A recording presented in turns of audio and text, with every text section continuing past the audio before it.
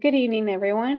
I'm Dee James, and I am so excited to welcome you tonight to tonight's session, Keeping Your Financial Readiness. And I will say, your summer body financial readiness.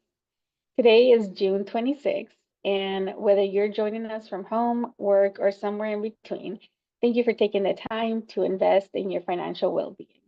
Just like getting the summer body, it takes commitment and consistency. Keeping your financial readiness strong requires planning, discipline, and a little bit of fun too. But tonight, we'll explore practical tips and strategies to help you maintain a healthy financial lifestyle. For the summer getaway, paying down debt, or just trying to stay ahead, this is all about making smart moves that set you up for the long term success. Let's have some fun, learn a lot, and flex those financial muscles together.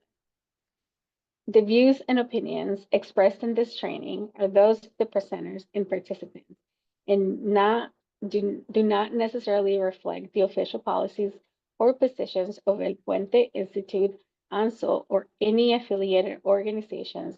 This session is provided for educational and only informational purposes. Thank you. Leo, let's get it. All right, well, thank you, and hello to everyone. I'm Dr. Leo Pena from the Bridgify Group and El Puente Institute, partnering with ANSO. Once again, we're happy to be here. And so this presentation is centered around financial readiness, but it's not going to be the financial readiness that you might be expecting. It's not going to be your typical financial readiness presentation, about budgeting and investing and things like that. It's going to be kind of keeping with the theme that we've been centered on for the past few months, which is talking about our Latino culture, and it's gonna kind of center around how our Latino culture affects our financial planning, how it affects our financial readiness, how it affects our understanding of our finances, and what we do with our finances, and why we do what we do, and how that affects us and our families, and what we can do about that. So it's kind of a little twist to it, and so. If you were at the symposium back in December of last year, then you were able to see this presentation, but probably the vast majority of you were not at the symposium in person, so this will be an opportunity for you to see this presentation. So we'll jump into it here, and what I'm going to do is share my screen so everybody will be able to see the presentation. And let's see, I'll do that now. And here we go. All right. Danitza, is that everybody able to see that there? Yes, we can see it. Okay, great. Okay. So this is aligning finances with culture, as I was saying. We're keeping on that theme of culture that we've been talking about for the last few months of El Puente's training sessions with ANSO. So this is everyone's opportunity to connect with us. We'd love for you to connect with us if you haven't already. There's our website down at the bottom, and there's also a QR code on the right. We would love for everybody to be able to connect with us. We're always sharing insights and information and opportunities to jump onto free trainings and presentations. So those are always available. This is some of our leadership. On the left, you see Dr. Patricia Conde Brooks. On the right, you see Dr. Patricia Delgado. They're the other members of the triad, so to speak, of El Puente Institute leadership, and they were also involved in developing this presentation. So we like to say, somos familia. Everybody here is family. So this normally we have active participation in these types of presentations, but of course this is going to be limited. Some of you all might be viewing this later, which is fine. We're glad that everybody would get the opportunity to view the presentation. So in that respect, we do like to balance speaking and listening, but of course we'll just continue with the presentation. And trust that learning is a process. As we say in the military, lifelong learning, right? We never stop learning. And we respect all viewpoints, and we lead with empathy and inclusivity, meaning everyone's viewpoint is valid. And this is the El Puente Institute promise. It is we are our promise is to be the premier strategic advising firm that offers clients evidence-based strategies, practical knowledge, and unbiased guidance grounded in cultural competency that ensures authentic professional success and growth for the Hispanic Latino community. So, as I mentioned, and as the theme has been throughout these training sessions for this past couple of months, is everything's kind of centered around our culture, but it's also evidence-based. So we're not taking wild stabs at anything. We're not guessing at anything. It's not our own personal opinion. Everything is evidence-based. And we like to say we put unidad en comunidad, and cultural awareness unlocks authentic potential. And that's one of our goals. That's what we strive to do is we hope to empower everyone. We hope to give everybody the knowledge and the tools and the strategies to be able to unlock their authentic potential, whatever that may be.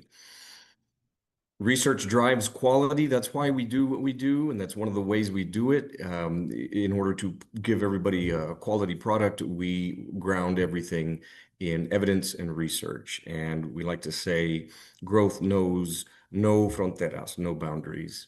These are our values, empowerment, as I talked about, but also awareness, authenticity, unity, advancement, and community. And those, if you notice, there's kind of a main theme there, especially if you think about unity and community, bringing everybody together, empowerment, but also with authenticity, as we kind of talked about a little bit, but awareness and advancement. That's our goal, is to be able to give everybody the tools, as I mentioned, to be able to not only be their authentic selves, but to advance. And our philosophy and our approach. And so we just like to give all this information to everyone to let everyone know who we are and why we are doing what we're doing and why we have partnered with ANSO. And we love the partnership. We appreciate the partnership, and we're glad to be here. And we hope that everyone is able to benefit from this partnership. So just real quickly, as we before we transition into the training session for today, just how we support organizations. What we do is we support all types of organizations, for-profit corporations, nonprofit corporations, medical institutions, educational institutions, government entities, you name it, and helping them better understand and work with the Hispanic Latino culture in all kinds of different ways, as are listed there, whether it's cultural competence training, workshops, professional development, talking about the cultural nuances, communication, any kinds of recruiting and retention efforts, decision making, all of that, bringing that together for decision makers. And so for our session today, our session goals. So first, we're going to talk about the culture, as we've been talking about, a little bit more about our culture as Hispanics and Latinos, and then we're going to go into just a couple of cultural scripts, and I'm going to explain what those are. And if you were at uh, the symposium, as I mentioned, we kind of went into those in depth, but I'm not going to do that here. We're just going to kind of give you an example so you can see where we're going with that into number three, the culture and the financial success, and to see how the culture and the cultural scripts impact us and our decision making and our families in terms of financial decisions and financial success. And so that's where we're going to go. And that's why we're going to lead from culture to cultural scripts into financial success. So first, we're going to talk about who is the Latino Hispanic community. And that's kind of sort of a very broad question, but we're going to narrow that down here. So here's just a little bit of information, a little graph, and you can see on the bottom left you have the Hispanic populations in the solid line. So that's the line at the top, and you can see that over time from 2016 to 2060, obviously you see that line increasing, the population increasing. But if you look at the next one, the U.S. born Hispanics, which is the line under that, it's kind of the dash and the dots. So you see that one's increasing as well.